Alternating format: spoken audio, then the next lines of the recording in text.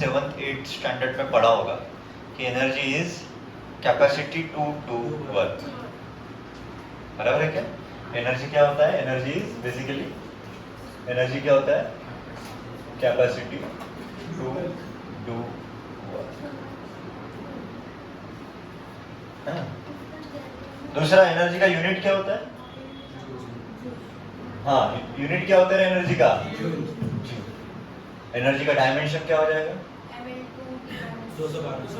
212 हो जाएगा, LMT। बराबर, ठीक है। और इसका CGS यूनिट क्या है? अर्ज। और कन्वर्जन क्या है? 1 जूल मतलब कितना? 10⁻7 अर्ज। यहां तक ठीक है? सबसे पहली चीज दैट इज काइनेटिक एनर्जी। अब इसको कैसे देखेंगे अपन? ध्यान देना, ये पहली बारी देख रहे हो तुमको। एक्चुअली बारी बारी में क्वेश्चन, इसका फॉर्मूला सबको पता होना चाहिए। काइनेटिक एनर्जी क्या होता है? Half mv²। ये तो सबको पता है कि क्या होता है, हाफ mv²। एकदम सिंपल बात करता हूं मैं। एक फ्रिक्शनलेस सरफेस ले लिया, उसके ऊपर एक ब्लॉक रख दिया जिसका मास m है। कितना मास है? m। मैंने फोर्स लगाया, थोड़ा डिस्प्लेस हो गया, यहां तक आ गया, ठीक है, इतना डिस्प्लेसमेंट हो गया। बराबर है? फोर्स लगाया तो इसमें कुछ एक्सेलरेशन भी पैदा हो गया होगा। इसकी इनिशियल वेलोसिटी कितनी थी? 0। फाइनल वेलोसिटी कितनी मिल गई? v। तो v² कितना होता है? जल्दी बोलना। u² प्लस कितना होता है? 2as। बात समझ में आ रही है क्या? अरे बात समझ में आ रही है क्या? ठीक है। इनिशियल वेलोसिटी कितनी है? 0। तो v² कितना हो जाएगा? 2s। तो s कितना हो जाएगा? v²/2। अब मुझे बताओ, फोर्स इनटू डिस्प्लेसमेंट मतलब क्या हो गया? Work done. Force into displacement मतलब क्या हो गया तुम्हारा? Work done. ये जो वर्क डन है ये किस में कन्वर्ट हो गया तुम्हारा? Kinetic energy. इस वर्क डन से हुआ क्या मुझे बताओ? पहले जो ब्लॉक था वो स्टेशनरी था कि मूविंग था? अरे जल्दी बताओ, स्टेशनरी था कि मूविंग था? स्टेशनरी था।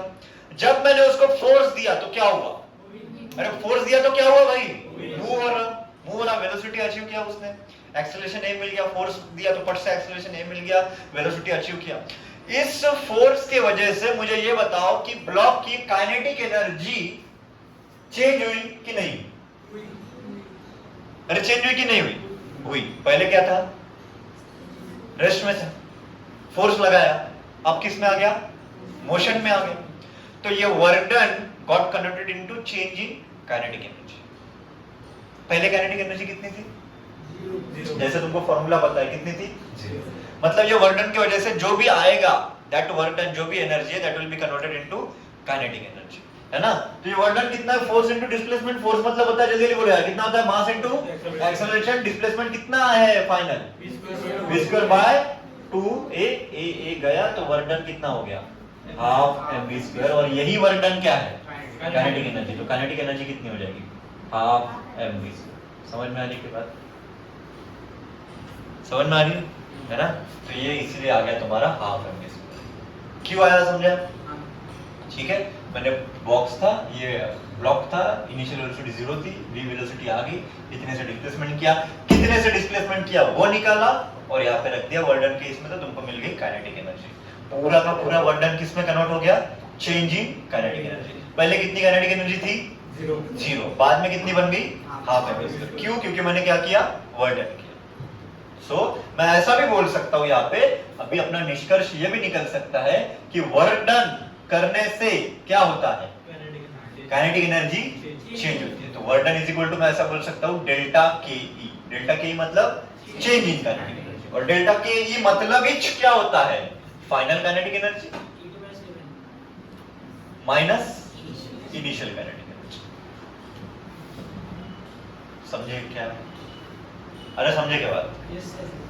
समझे बात? एकदम सिंपल है। बॉल था, एकदम रेस्ट पे था, फुटबॉल था, रखा था, अंदर से इच्छा हुई तुम्हारी की मारना चाहिए लात, तुमने जाके मारा, क्या हुआ? फोर्स लगा, डिस्प्लेसमेंट हुआ, वर्क डन हुआ। उस वर्क डन से फुटबॉल का क्या चेंज हुआ? Kinetic energy. तो इसलिए work done is equal to change in kinetic energy. समझ में आया इतना चीज, है ना? तो पहले तो यहां तक लिख लो, इतना छोटा सा पोर्शन है। काइनेटिक एनर्जी रिलेटिव क्यों है? क्योंकि यहाँ पे एक्सप्रेशन देखो, kinetic energy is equal to कितना होता है? Half M V square. Actual में तुमको थ्योरी ऑफ रिलेटिविटी बताया क्या? नहीं पता। Very good. तो mass is a relative concept relativity के हिसाब से। मास क्या है? रिलेटिव मतलब जिसमें फ्रेम ऑफ रेफरेंस अलग हो गई तो चीज अलग हो जाएगी, that is relative and that is relativity. ठीक है। इसमें और एक चीज है वेलोसिटी, ये भी तुमको पता है वेलोसिटी है ना? वेलोसिटी अगेन रिलेटिव कॉन्सेप्ट है। ठीक है। तो अब देखो एकदम सिंपल है, ऐसे समझो कि ट्रेन चल रही है, जुजुक जुजुक जुजुक जुजुक, ठीक है। डब्बे में तुम बैठे हो और तुम्हारे साथ एक बकरी बैठी। क्या बैठी है? बकरी। तो तुम्हारे रिलेटिव में जो बाजू में तुम्हारी बकरी सेट बैठी है, उसकी वेलोसिटी और उसकी काइनेटिक एनर्जी कितनी है? तो तुम्हारे हिसाब से उसकी काइनेटिक एनर्जी कितनी है? अब समझो कि ट्रेन जा रही है, बराबर है ना? और बाहर एक शेर खड़ा है, ठीक है। शेर खड़ा है, तुम ट्रेन में बकरी के साथ बैठे हो। तो शेर के हिसाब से बकरी की काइनेटिक एनर्जी कितनी है? जितनी ट्रेन की होगी, बराबर है, ठीक है। अब तुम्हारे हिसाब से बकरी की काइनेटिक एनर्जी कितनी थी? और शेर के हिसाब से काइनेटिक एनर्जी कितनी है? Half m square. मतलब वेलोसिटी ऑफ ट्रेन में कम, अगर अपन ले लिया कितना v, तो चेंज हो गई ना? हुई कि नहीं चेंज? तो इसीलिए kinetic energy is a relative concept, है ना? फ्रेम ऑफ रेफरेंस पर डिपेंड करता है। क्यों? क्योंकि इसमें एक कंपोनेंट आया है वेलोसिटी का, एंड वेलोसिटी जो है वो वेलोसिटी अगेन एक, अगर अपन फ्रेम ऑफ रेफरेंस चेंज कर दे तो वेलोसिटी चेंज हो जाती है। होती है कि नहीं होती है ना? अगर अपन ने वेलोसिटी के लिए दूसरा कोई फ्रेम ऑफ रेफरेंस ले लिया, जैसे लिफ्ट की बात कर लो ना, सिंपल है। अगर लिफ्ट में तुम है ना और एक कुत्ता खड़ा है, ठीक है, हाँ?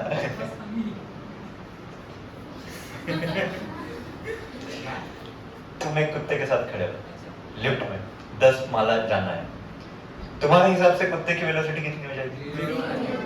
अब तुम जा रहे हो, ट्रांसपेरेंट कुत्ता है, ट्रांसपेरेंट, ठीक है, ट्रांसपेरेंट लिफ्ट समझ में आती है ना, ऐसे बूम ऊपर जाती है, ठीक है। और नीचे ग्राउंड फ्लोर पे एक बकरी खड़ी है, ठीक है। तो बकरी के हिसाब से कुत्ते को वेलोसिटी है क्या? बकरी के हिसाब से तुमको वेलोसिटी है क्या? है। तो बकरी के हिसाब से कुत्ते को काइनेटिक एनर्जी भी है, लेकिन तुम्हारे हिसाब से कुत्ते को काइनेटिक एनर्जी है क्या? नहीं। तो इसीलिए kinetic energy is a relative concept. समझ में आई इतना चीज? और अगर रिलेटिव कांसेप्ट है तो न्यूमेरिकल्स में ध्यान दो, इधर न्यूमेरिकल्स में तुमको फ्रेम ऑफ रेफरेंस के हिसाब से वेलोसिटी निकालता आना चाहिए, और ये अपन ने पढ़ा है। ट्रेन में बैठे हो, दूसरी ट्रेन गई, उसकी काइनेटिक एनर्जी कितनी होगी, ये भी क्वेश्चन आ सकता है, ठीक है। क्वेश्चन कैसे भी पूछ सकते हैं, मैं बस बता रहा हूँ कि कैसे अप्लाई करना, ठीक है। अगर तुमको ऐसा कुछ फ्रेम ऑफ रेफरेंस चेंज दिखा तो वहां पे तुमको रिलेटिव वेलोसिटी का कांसेप्ट लगाना है, इतना याद रखना। क्या बोला मैंने? कि जब भी फ्रेम ऑफ रेफरेंस तुमको चेंज मिला तो तुमको रिलेटिव वेलोसिटी का कांसेप्ट लगाना है, ठीक है। दूसरा, there is something which is called as momentum, ठीक है। और मोमेंटम मतलब क्या होता है? ध्यान दो इधर अच्छे से। मोमेंटम मतलब क्या होता है? अगर rate of change of momentum मतलब फोर्स होता है, ठीक है। Rate of change of force मतलब मोमेंटम नहीं होता है, ठीक है। तो F is equal to dp/dt होता है। मोमेंटम कोई भी बॉडी का होता है उसका मास इनटू उसकी वेलोसिटी। ये पहली बार पढ़ा रहा हूं क्या मैं मोमेंटम? नहीं। तो P इज इक्वल टू होता है मास इनटू वेलोसिटी। थोड़ा सा अपन यूनिट के बारे में बात कर लेंगे। यूनिट कितना होगा? किलोग्राम मीटर पर सेकंड, ठीक। अगर P is equal to mv है तो kinetic energy in terms of momentum देखो बराबर। काइनेटिक एनर्जी मतलब क्या होता है?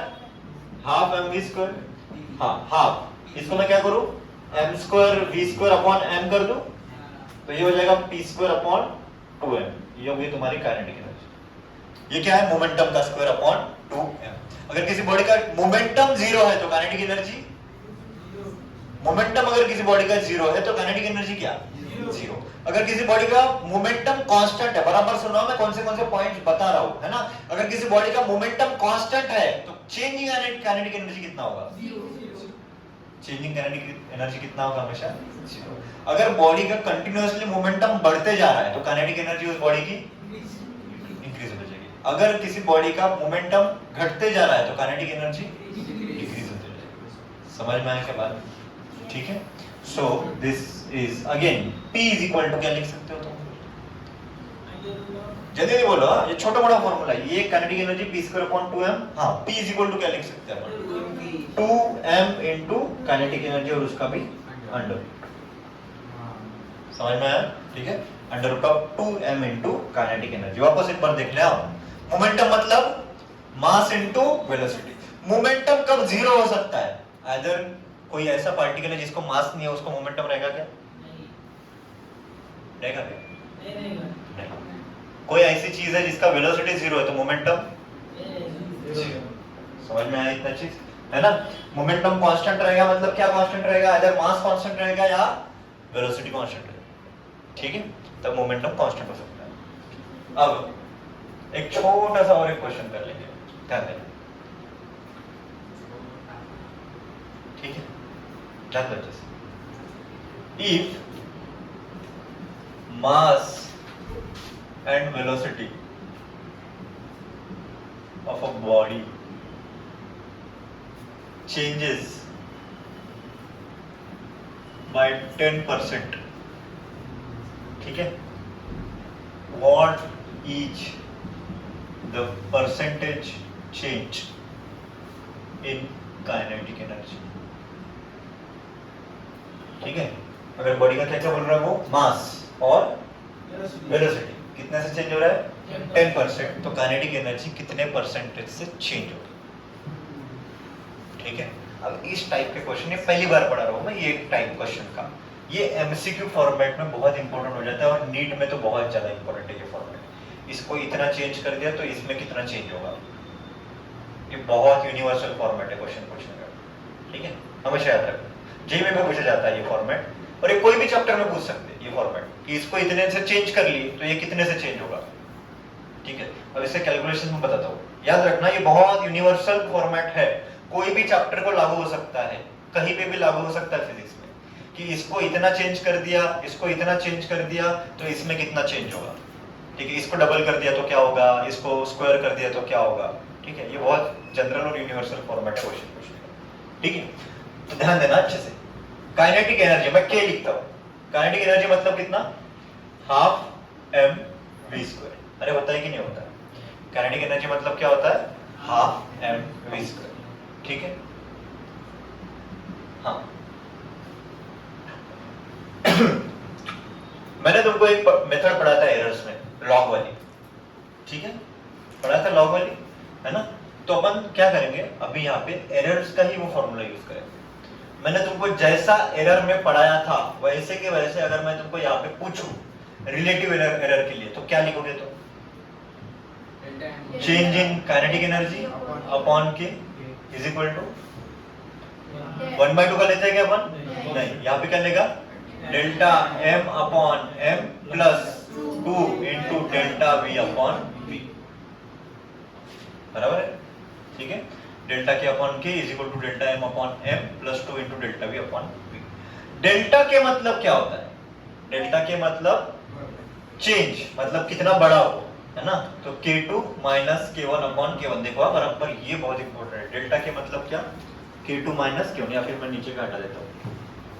डेल्टा के मतलब क्या? k2 minus k1। k2 मतलब फाइनल, k1 मतलब इनिशियल, कितना चेंज हुआ, दैट इज डेल्टा के। बराबर, परसेंटेज चेंज निकालना है तो ये दो फॉर्मूले याद रखना। परसेंटेज मतलब total change upon initial. Percentage change मतलब क्या? Total change upon initial value. वापस एक बार बता रहा हूं, परसेंटेज चेंज मतलब टोटल, या फिर टोटल नहीं लिखते अपन, परसेंटेज चेंज मतलब क्या होगा रे? परसेंटेज चेंज मतलब चेंज अपॉन इनिशियल और इनटू 100 करना पड़ेगा। ये होगा परसेंटेज चेंज का फॉर्मूला। पूरे फिजिक्स के लिए, 2 साल के फिजिक्स के लिए याद रखना। It is not just for this chapter. Percentage change मतलब चेंज अपॉन इनिशियल इनटू 100, ठीक है। चेंज कैसे डिनोट करते हैं, मतलब डेल्टा, और मतलब है क्या, final minus initial upon initial into 100। तो परसेंटेज चेंज मतलब मैं ऐसे लिख सकता हूं, अभी बराबर देखना, final minus initial upon initial into 100, चलेगा इतना चीज, ठीक है। Final minus initial upon initial into 100। वापस एक बार बोलो मेरे साथ, बोलो जोर से बोलो, percentage change is equal to क्या, final minus initial upon initial into 100, ठीक है। Final minus initial upon initial into 100। अब मास में कितना चेंज हुआ है, मैं m2 की वैल्यू निकालता हुआ, ठीक है।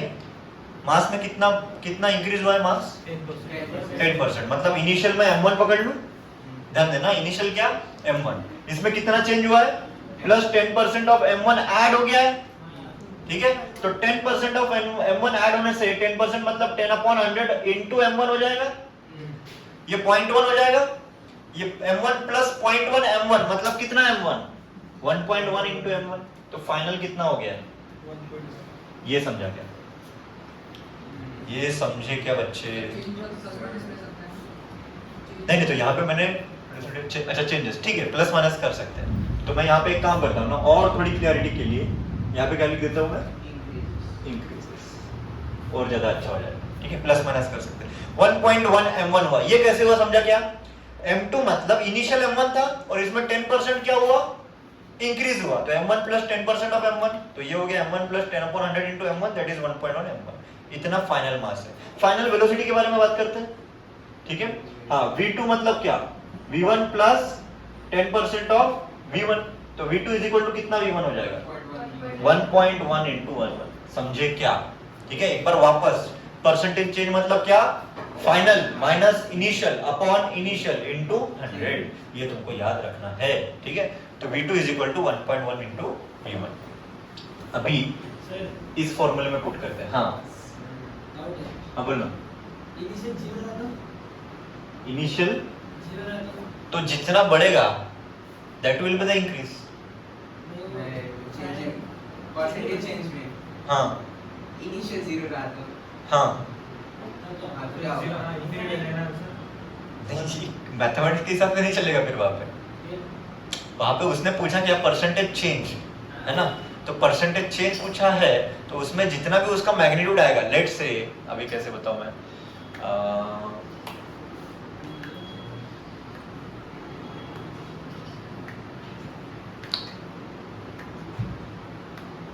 नहीं उसमें परसेंटेज चेंज नहीं बता पाएंगे अपन, इनिशियल रेफरेंस वैल्यू चाहिए। लेट से कोई चीज थी जो है ही नहीं और अचानक से 10 kg आ गई, तो कितना परसेंटेज चेंज बोलेंगे अपन, नहीं ना, कुछ बोलेंगे ही नहीं, क्योंकि वहाँ पे इनिशियल रेफरेंस है क्या, नहीं, तो वहाँ पे नहीं बोल पाए, ठीक है। तो m2 समझा ना उतना, तो m2 इज इक्वल टू कितना, 1.1 इनटू m1, और v2 मतलब कितना, 1.1 इनटू, ये सारे उनके फाइनल वैल्यूज है, ठीक है। तो अपन इस यहाँ पे पुट करने के लिए, ठीक, मास के लिए ठीक है परसेंटेज चेंज, पर अगर समझो कि काइनेटिक एनर्जी का परसेंटेज चेंज निकालना है, हाँ, तो उसके हिसाब से फिर नहीं उसमें उसको इनिशियल देना ही पड़ेगा ना। इनिशियल में पता है कि यहाँ पे क्या कंसीडर कर रहा हूँ, इनिशियल काइनेटिक एनर्जी कितनी होगी बताएगा, इनिशियल काइनेटिक एनर्जी, जिसको मैं K1 बोलता हूँ। मुझे बताओ इनिशियल मास कितना कंसीडर किया मैंने, इनिशियल वेलोसिटी कितनी कंसीडर की मैंने, तो इनिशियल काइनेटिक कितनी एनर्जी कितनी हो जाएगी, हाफ m1 v1 स्क्वायर, ठीक है, बराबर है। ध्यान दो अच्छे से, ये क्वेश्चन बहुत बार डील करते हैं बच्चे, तो बहुत अच्छे से ध्यान दो। v2 कितना हो गया रे, 1.1 इनटू v1, चेंज इन मास मतलब m2 माइनस m1, हाँ m2 कितना है, 1.1 इनटू m1 माइनस m1, तो कितना हो जाएगा ये, तो डेल्टा m कितना हो गया, 0.1 इनटू m1, बराबर है, ठीक है। सिमिलरली डेल्टा v कितना हुआ रे, v2 माइनस v1, वो भी कितना आ जाएगा, 0.1 इनटू v1, अरे होगा कि नहीं, ठीक है। So therefore delta k upon k, मैं यहाँ पे k मतलब इनिशियल लिया हूं, तो मैं इसको k1 कर दूं, ठीक है। Is equal to delta m upon m1 plus 2 into delta v upon v1। बराबर देखो रे, बराबर देखो इधर, ध्यान दो। Delta k upon k1 is equal to delta m upon m1 plus 2 into delta v upon v1। Delta m की value कितनी है बताओ, कितनी है? Into m1 upon m1। Delta v की वैल्यू कितनी है? 2 इंटू 0.1 v1 अपॉन v1, और ये हो गया डेल्टा k अपॉन k1। ठीक है, बराबर है। सो वैल्यूज पुट कर दो, ये गया, ये भी गया, तो डेल्टा k अपॉन k कितनी आई? 0. मतलब 0.3। So therefore percentage change in kinetic energy मतलब delta k change upon initial, है ना, ये k1 ही था, initial into 100। Change upon initial कितना है? 0.3 इनटू 100 कितना हो जाएगा? 30%। तो काइनेटिक एनर्जी कितने से चेंज हुई? 30%। समझे क्या? अभी इसका शॉर्टकट भी है, लेकिन इतना समझा गया, इतना समझ में आया?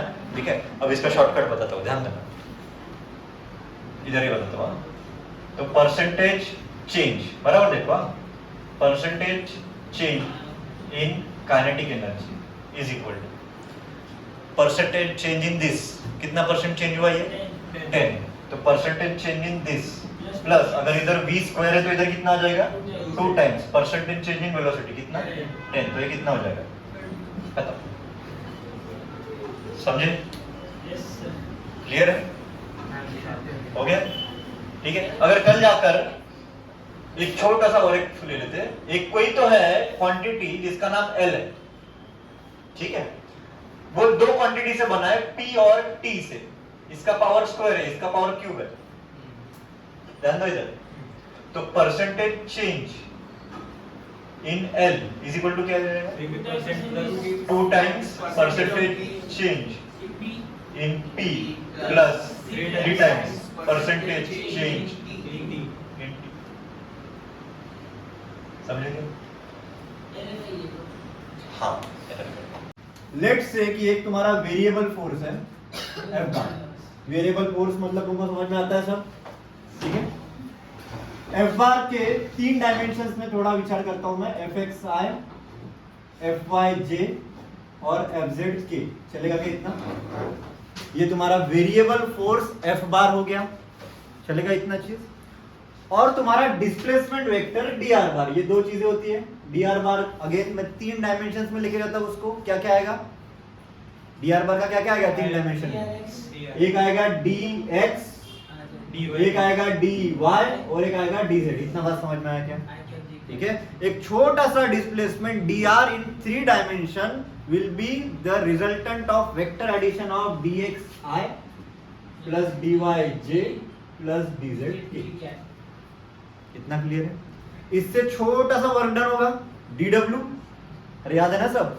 क्या होगा? छोटा सा वर्क डन होगा dw, और वो dw मतलब क्या होता है? Force into dr। चलेगा? फिर अगर मुझे टोटल वर्क डन निकालना है तो मैं क्या करता हूं? इंटीग्रेट करता हूं किसको? dw को, from initial point two final point. तो मैं ऐसा बोल सकता हूं इसको, initial point two final point. चलेगा क्या? From initial point two final point मैं dw ले रहा हूं, ठीक है। चलो इसको करते हैं अपन, इनिशियल पॉइंट से फाइनल पॉइंट तक। हाँ, F बार कितना है?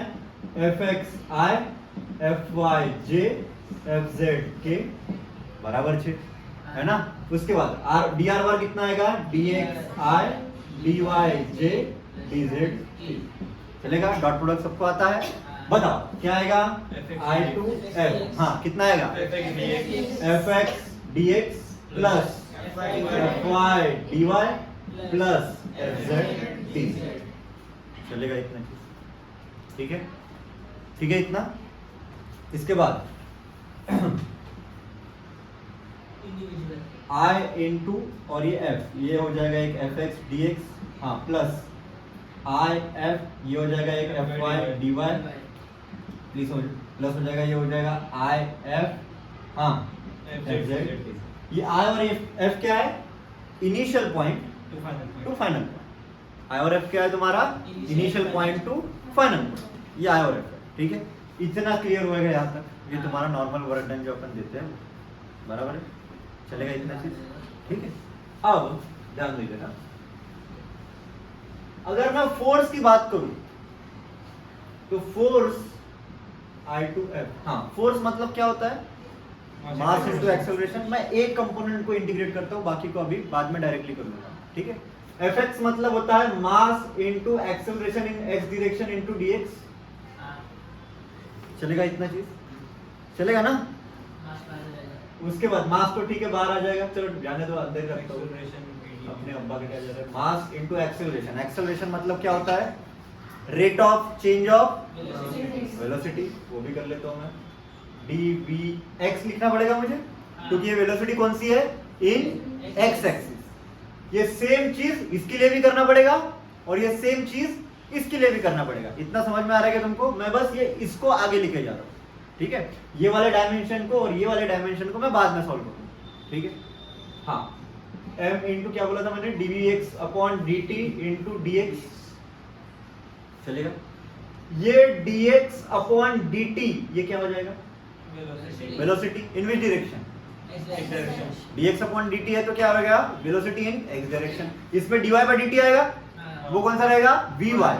और एक रहेगा dz बाय dt, वो क्या रहेगा? vz। इतना समझ में आया? तो इसको करते हैं अपन इंटीग्रेशन I2F मास इनटू, मैं इसको बोल देता हूँ वेलोसिटी इन x इनटू dvx। समझेगा इतना? इतना समझ में आया? मास को चलो बाहर निकाल देता हूँ, इंटीग्रेशन I2F vx dx बराबर है इज इक्वल टू, हाँ बताओ इसका इंटीग्रेशन कितना आएगा? vx, sorry vx into dv। हाँ v स्क्वायर। देखो सिंपल है, ज्यादा कंफ्यूज होने का। x dx कितना आता है? x square by 2। तो इसका कितना आएगा फिर? v square by 2। vx का square by 2 from initial to final, बराबर है। मतलब फाइनल वेलोसिटी माइनस इनिशियल। तो ये कितना हो जाएगा? हाफ लिख लूं मैं, m लिख लूं मैं, चलेगा? ये हो जाएगा vx फाइनल वाला स्क्वायर माइनस इनिशियल वाला स्क्वायर। मतलब यहाँ पे आ जाएगा vx का फाइनल का स्क्वायर माइनस vx का इनिशियल का। बस समझ में आ रही है क्या? इज इक्वल टू, देखो बराबर है, हाफ m vx का फाइनल का square minus half m vx का इनिशियल का स्क्वायर। ये चीज क्या है? हाफ m v स्क्वायर क्या है? Kinetic energy. तो मैं इसको ऐसा बोल सकता हूँ, काइनेटिक एनर्जी फाइनल इन x axis minus kinetic energy initial इन x एक्सिस। बात समझ में आ रही है क्या?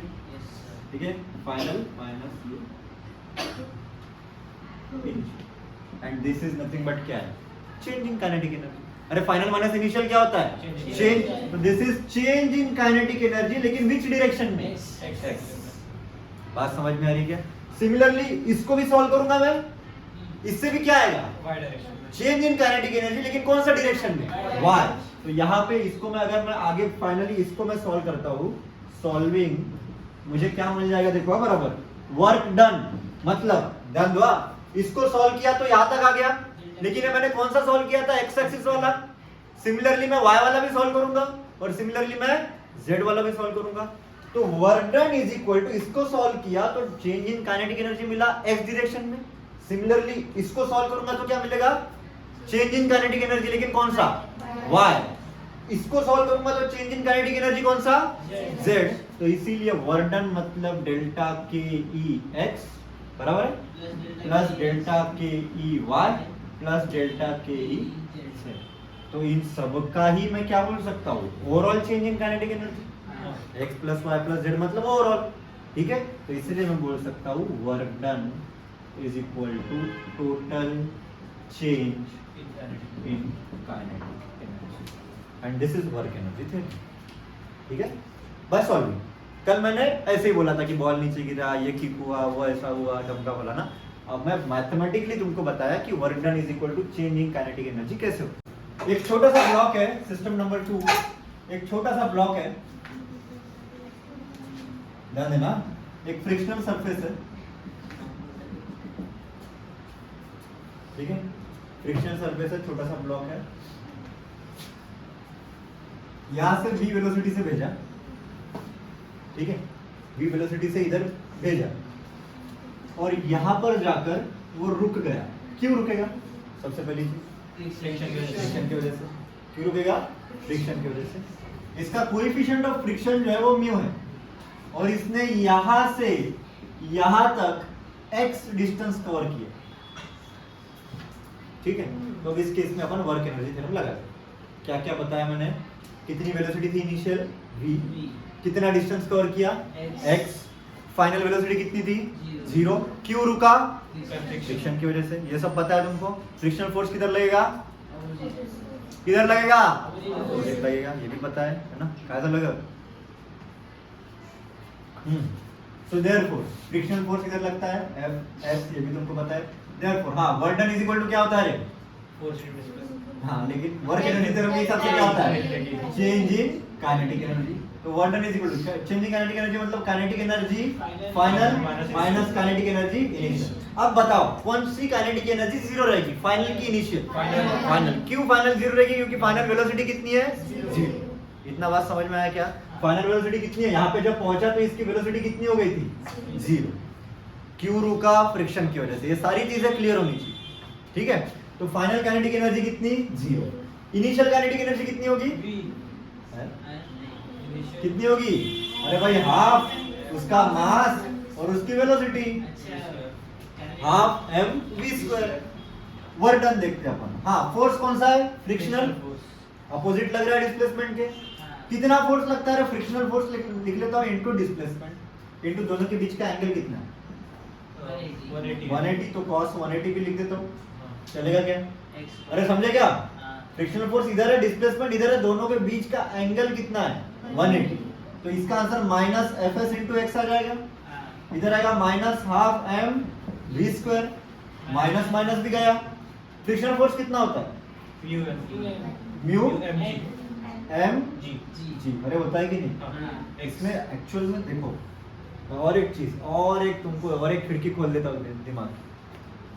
इसमें एक्चुअल में बस ये एक फोर्स नहीं लग रहा है, इस ब्लॉक पे 3 फोर्सेस लग रहे हैं। बताओ बड़ा कौन से? ग्रेविटेशनल फोर्स mg नीचे, फ्रिक्शनल फोर्स पीछे और जो पुश कर रहा है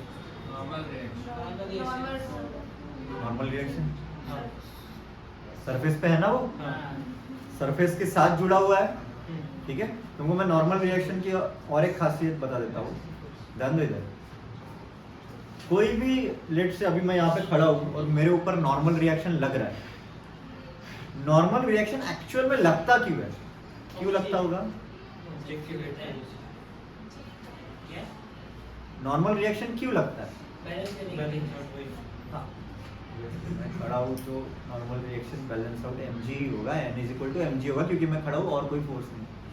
लेकिन एक्चुअल में क्यों होता है नॉर्मल रिएक्शन? ग्रेविटी की वजह से। तो ग्रेविटेशनल फोर्स है, नॉर्मल रिएक्शन थोड़ी। जो वेट जमीन पे पड़ रहा है तो उसका अपोजिट एक रिएक्शन होगा। हाँ वही, उसको नॉर्मल रिएक्शन बोलते हैं। वो नहीं पूछते उसका कॉज क्या है।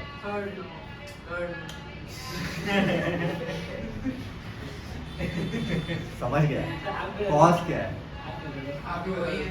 देखो, बहुत इंट्रामोलिकुलर लेवल पे जब दो सरफेस इंटरेक्ट करते हैं, जैसे लेट से एक बाउल है, बराबर है, इसका अगर वेट है तो यहाँ पे बहुत ही छोटे इलेक्ट्रॉन्स रहेंगे और यहाँ पे इलेक्ट्रॉन्स रहेंगे, और दोनों में क्या होता है? जब तुम मॉडर्न फिजिक्स पढ़ोगे तो तुमको पता चलेगा कि दोनों का वेव फंक्शन, इस इलेक्ट्रॉन का और नीचे जो इलेक्ट्रॉन है उसका, वो दोनों एक ही space at given time same space में आना चाहते हैं। लेकिन पॉलीज एक्सक्लूजन प्रिंसिपल नाम की बात सुनी है क्या तुमने? नहीं सुनी। तो पॉलीज एक्सक्लूजन प्रिंसिपल के हिसाब से कोई भी दो इलेक्ट्रॉन्स का क्वांटम नंबर सेम नहीं हो सकता है, और इसीलिए अगर वो ट्राई कर रहे हैं तो वहां पर रिपल्शन, और इसी की वजह से नॉर्मल रिएक्शन बनता है। तो इसीलिए ऐसा कहा जाता है इतिहास में कि normal reaction is an electromagnetic force. हाँ, समझ में आ जाएगा जब थोड़ा केमिस्ट्री का चले जाओगे, तुम थोड़ा फिजिक्स में आगे चले जाओगे, समझ में आ जाएगा। तो याद रखना, नॉर्मल रिएक्शन क्या है? थर्ड लॉ के हिसाब से नहीं है। नॉर्मल रिएक्शन क्यों है? बिकॉज ऑफ इलेक्ट्रोमैग्नेटिक इंटरेक्शन या फिर electromagnetic force. Normal reaction in nature is electromagnetic force, वो इलेक्ट्रॉन्स की वजह से हुआ है। ठीक, छोड़ बात की बात। लेकिन यहाँ पर नॉर्मल रिएक्शन और वेट बैलेंस है, इसीलिए मैं उसको ले नहीं रहा हूँ, नहीं तो मैं लेता था, है ना। लेकिन मैं नॉर्मल रिएक्शन और अपना ग्रेविटेशनल फोर्स दोनों बैलेंस पे चल रहे हैं, इसीलिए मैं उनको कंसीडर नहीं कर रहा हूँ। मैं बस अनबैलेंस फोर्स ले रहा हूँ, और अपना अनबैलेंस फोर्स यहाँ पे कौन सा है? Frictional force. चलेगा इतना चीज? इसीलिए मैंने यहाँ पे वर्क डन में बस फ्रिक्शनल फोर्स को कंसीडर किया। तो mu M G is equal to half M V square होना चाहिए, अरे होना चाहिए कि नहीं होना? हाँ, mu M G into X. M गयो, यहाँ पे क्या बचेगा देखा? 2 mu X G is equal to V square, और therefore v is equal to कितना आ जाएगा? √2 म्यू एक्स। समझे क्या? समझे? छोटा सा एग्जांपल लेते हैं। लेट से एक ब्लॉक है जिसको मैं वेलोसिटी 30 मीटर पर सेकंड से यहां से जा रहा है, ठीक है। कोएफिशिएंट ऑफ फ्रिक्शन है यहाँ पे म्यू इज इक्वल टू 0.3, बराबर है। कोएफिशिएंट ऑफ फ्रिक्शन 0.3 है, तो कितने डिस्प्लेसमेंट के बाद वो जाके रुक जाएगा? ठीक है, निकाल सकते हो? कितने डिस्प्लेसमेंट के बाद या फिर डिस्टेंस कवर करने के बाद वो जाके रुक जाएगा। ये कैसे निकालोगे? तो वर्क एनर्जी थ्योरम से निकालोगे। ट्राई करो इस पर, ठीक है।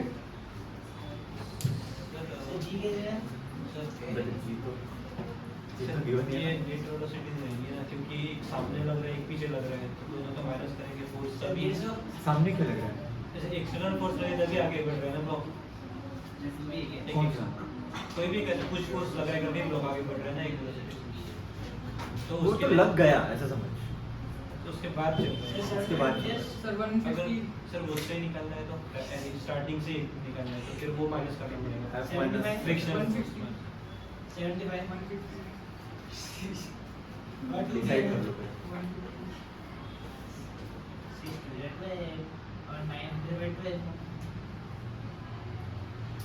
निकाल लो कितना डिस्टेंस कवर करेगा वो बिफोर कमिंग टू रेस्ट।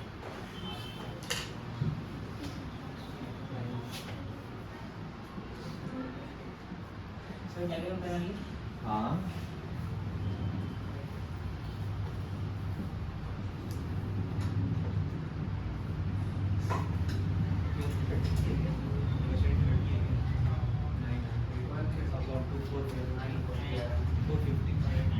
कितना आएगा?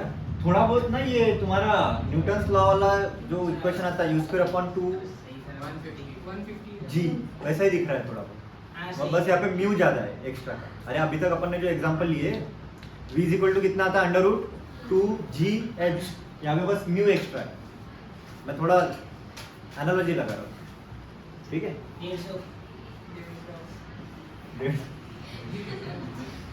150 आ गया। 900/20 इंटू 20 समझ में आ गया ना क्यों लिया हमने? 0.3 गुणिले 6 बराबर ना? 1500 के 90 150 तो 150 मीटर चलेगा।